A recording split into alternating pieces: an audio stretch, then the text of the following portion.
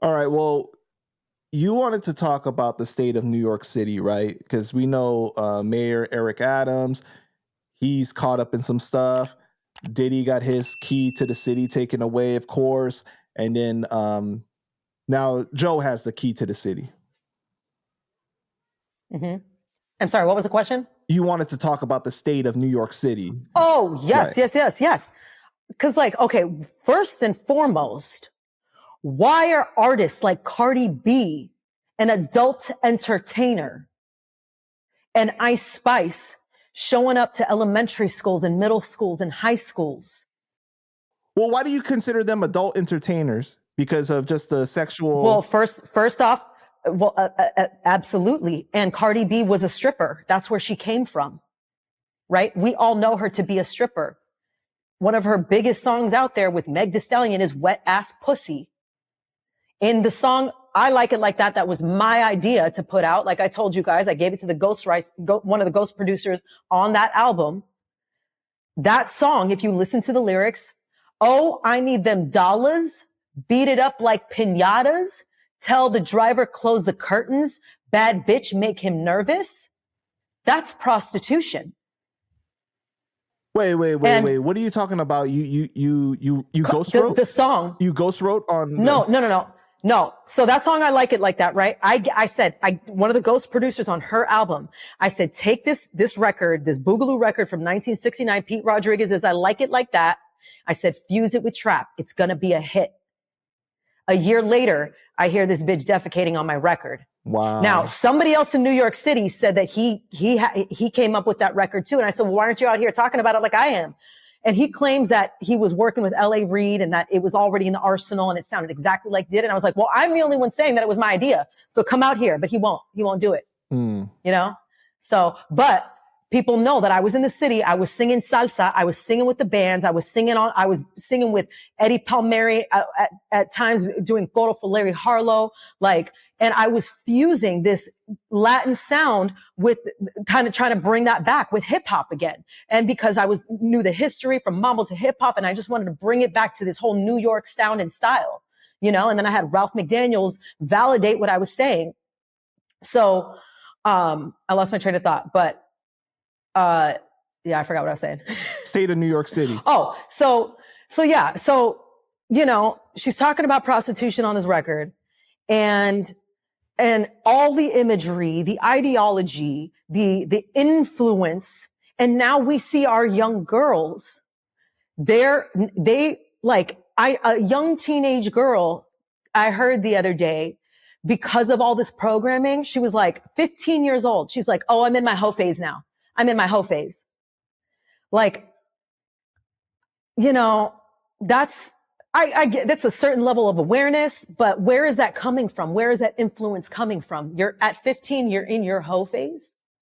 Yeah. We know where it's coming from. It's coming from the fucking music that they listen to. Yeah, because, you know, like when you were growing up, at least there was Lauryn Hill. There was like other female artists that actually spoke about something that, you know, had substance.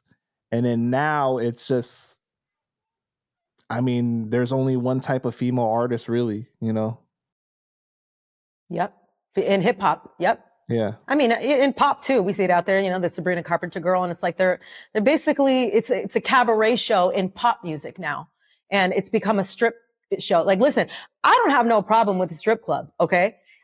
Leave it where it's at for adult entertainment when men that want to do whatever they want to do. And if women want to make their money that way, hey, you do it. The only problem is that whole vibration it gets darker and deeper. I worked at Sin City for a month as a bottle girl back in 2015. And this is actually how I was introduced to Diddy, by doing that. Right. And sure enough, I came to find out within that 1 month that there's sex trafficking happening, that some of these girls, they were going after the club closed at 4 a.m. They were going out to Queens to do some after parties for prostitution. And at one point, a month into working there, I walk in and the security, the bouncer, he tries to simulate like hitting it from the back. Like he grabs me and I was like, what? This is the bouncer at Sin City. Wow. I try to go over to the bottle girls to tell them, the other bottle girls to tell them what happened. And I pull up on their conversation. One of the bottle girls was like, oh, I'll show each titty for $100. And the other girl was like, oh, I'll show my titties for free.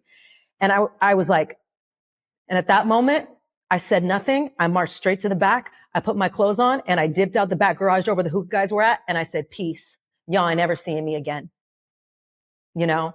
And I got that job as kind of a revolt. I was going through something with my dad and I was like, I just needed quick money at the time. And like, you know, but I believe I went through that experience to really find out what's the bullshit that's going on there. You know what I mean?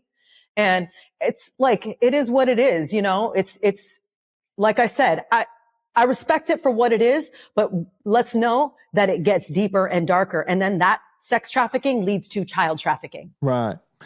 You know, and that's it's an interesting thing, right? Because it almost feels like it was overnight that this culture became what it is with female artists and everything. But it wasn't, though. It was slowly, they start to make you feel a little more desensitized and comfortable with it. And then before you know it, it's like, wow, like this is the norm now, you know? And it's a bit crazy that that's what we've come to accept.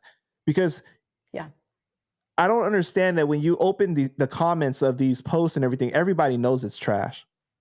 But why are we accepting it? Why are we as hip hop allowing this to continue to happen, though? Exactly. That's my question. That's my question. I was like, why hasn't anybody cut this? Because I'm like, yo, hip hop. Like, that's why in my Trap Selena, when my Cardi B diss, I'm like, I thought this was hip hop where we play by the rules. All of a sudden they were signing all these strippers and fools. Like if you don't write, you don't rap. If you rap, you have to write. Yeah. I'm sorry, but there is not a lot of talent in spitting a rhyme. The talent comes in the mind and the pen. A vocalist is a different thing. You know, Whitney Houston is Whitney Houston. She could have whoever write for her and that the talent is there. But somebody like Cardi B, she can't even spit that. She sounds like she has marbles in her mouth.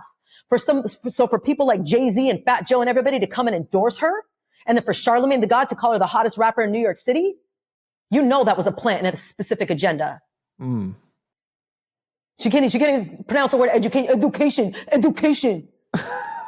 You're a rapper. You're supposed to enunciate your fucking word, bitch. So sorry. No, it's good. People are gonna like that.